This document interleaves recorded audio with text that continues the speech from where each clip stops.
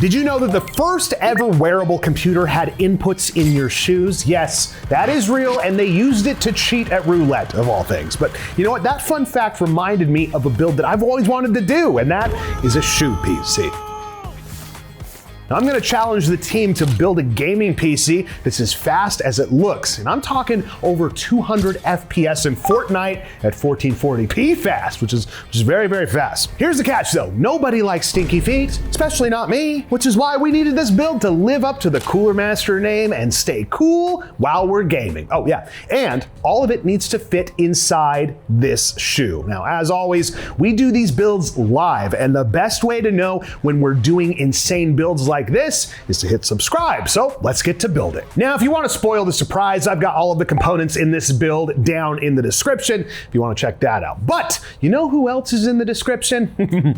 Today's sponsor. Natural segue. Let me tell you about today's sponsor, Hyper, and their Hyperdrive Next Thunderbolt 5 dock. With only a single USB-C cable, you can run 3 4K monitors, a 2.5 gig Ethernet connection, have 4 USB ports, and charge a laptop at 140 watts. That's the power of Thunderbolt 5, which can transfer data at 80 gigabits per second and a video boost of 120 gigabits per second. Phil, is that good? Yeah. One of the things I like about this dock is that there's an M.2 slot built directly into the dock. If you slap an NVMe or even an M.2 AI accelerator card in here, your dock becomes not only a cable clutter eliminator, but also fast external storage. It also has Thunderbolt share. Now this is incredible because with 2 computers and 1 dock, they can pass files and share peripherals directly without a network. And if you work on a laptop and a desktop, that's huge. With 2 PCs connected, your mouse can move from system to system by just pushing through the edge of the screen. And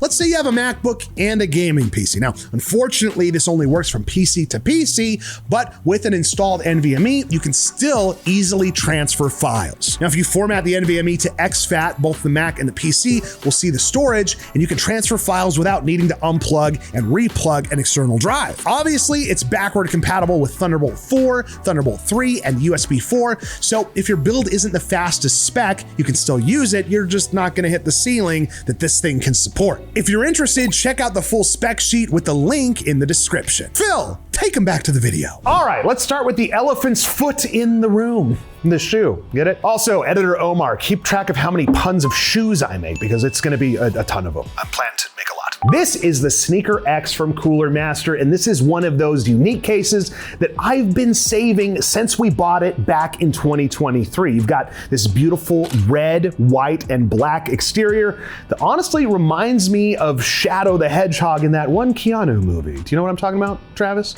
Yeah, the one with Keanu. Yeah, with Keanu. On the outside, it looks amazing, but on the inside, it's gonna be a little bit of a challenge. Let me tell you why. The entire thing has a mini ITX footprint, which already can be a deterrent for some builders, but not Layla because she kicks ass. You get a kicks? Like, I did it again. But just like any ITX build, we're gonna have to be very picky with our component choices, which is why we kicked off the entire build with the ROG Strix B850i gaming Wi-Fi. Now, this little guy is a legend for small form factor builds and should have no problem keeping up with our Ryzen 7 9800X3D. Now, this one took some thinking. On one hand, you're gonna need some serious heat management for a 9000 series chip in an ITX build, but on the other foot, this thing needs to be fast.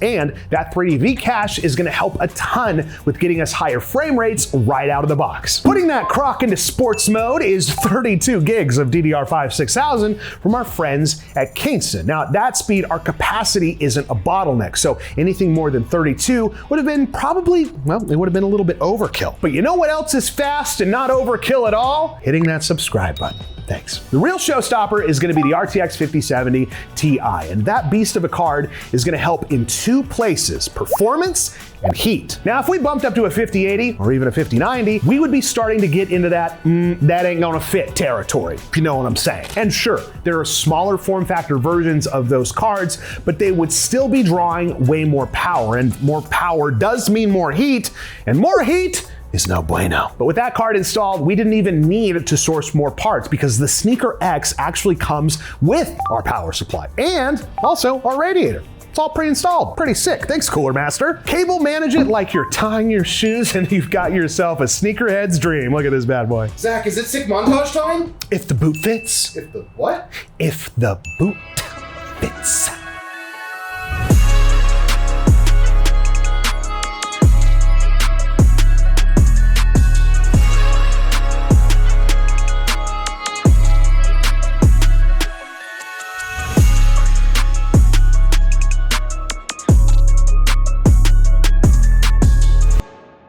We're hitting the ground running with a beautiful, sleek design, but the real question is, will this run as fast as it looks? Omar, you forgot one. Oh, there it is. Jared, how'd we do? Zach challenged us to make a build that could get 200 plus FPS in Fortnite without overheating. So we're gonna put it through stress tests and gameplay to see how this rig really performs. As always, we test our build on raw raster power, no frame gen, no other performance boosters enabled. Just out of the box performance. But before we get into the games, let's talk about stress tests. In an OCCT stress test, we put this PC under a sustained load to see the absolute max temps this thing could reach. When pushed to its max, we're seeing a GPU temp of 75 degrees and a CPU temp of 95. And that right there is the ITX tax, bud. This case does keep your GPU in surprisingly healthy range, but this PC is not the move for someone who does CPU intensive workloads like editing and 3D modeling. That said, this was under the absolute maximum load this PC could handle. Let's see how it does in games. In Marvel Rivals at 1440p high settings, we're seeing an average FPS of 115 with an average 1% low of 93. And that's with average temps sitting at 61 degrees on the CPU and about 56 on the GPU. Much better temps compared to our sustained load. In Cyberpunk 2077 on similar settings, we're seeing a jump to 150 FPS on average with 129 FPS as our 1% lows. All while the CPU is averaging about 70 degrees and our GPU sitting around 61 degrees. Still within healthy range for an ITX form factor. Arc Raiders at 1440p also gets a bump up in performance with an average FPS of 153 with a 1% low of 133. Temps are sitting pretty at 62 degrees on our CPU and 63 on our GPU. Temps are staying down and our frame rates staying up, baby. But this is where we get the flex. In Fortnite at 1440p, we're seeing an insane 223 FPS average with 156 FPS 1% lows. And all those frames are coming in while our CPU is maintaining 61 degrees on average and our GPU is coming in at 57 degrees. Smooth sailing. 1440p is a breeze on this system, and those frame rates were exactly what we were looking for. And even though we're gaming, we're seeing good average temps. It's worth saying that this is not a workstation PC. It's a shoe, for God's sakes. And for a shoe, this thing runs like a dream. What was that? It's the pun counter, Jared. The sole reason I wanted to make this video. Nice. Listen, the team had a big shoe to fill on this one, and they did an amazing job. The entire build is an art piece all on its own. But I also gave the team a pretty difficult challenge, if I do say so myself. Now, I knew right away that our part selection was gonna get us the frame rates that we wanted. But just like any ITX build, I'm gonna be real. I was a little worried about temps. Will this system get hotter under sustained load? Great question. Answer, yeah, absolutely. But does it overheat while it's gaming?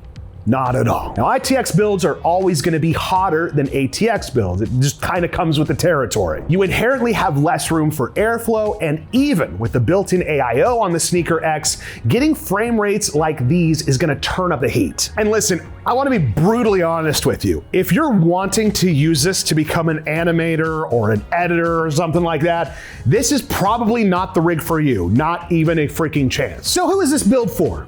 Great question, person on the internet. Well, it's for sneakerheads, case junkies, also the folks that want unique looking builds like this that they can actually enjoy high performance gaming on. And if this sounds like the build of your dreams, it's right here at our Phoenix location. You can stop by, say hi to the team, and see this build in person. And who knows, maybe you walk away with a brand new pair of shoe, of just one. Omar, what's the final on the pun counter? Yep, that's about right. I'll take your word for it. Let us know what insane builds you want to see next. And as always, we'll see you next time. Bye, bye, bye, bye, bye, bye.